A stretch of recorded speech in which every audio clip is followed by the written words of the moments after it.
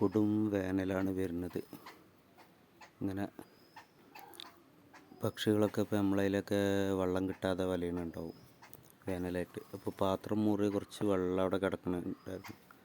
അതിൽ വന്ന് നമ്മൾ പൂത്താഞ്ചേരി കുളിക്കുന്ന രംഗാണ് ഈ കാണുന്നത്.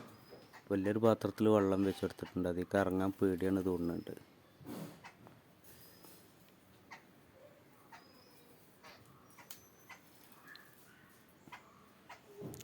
ഒരു ട്രിപ്പ് കുളി കഴിഞ്ഞാണ്ട് രണ്ടാം ട്രിപ്പിന് വന്നതാണ്. അപ്പോൾ നേരത്തെ കുറച്ച് ആൾക്കാരുണ്ടായിരുന്നു, ഇപ്പോൾ ഒറ്റക്കാണ്.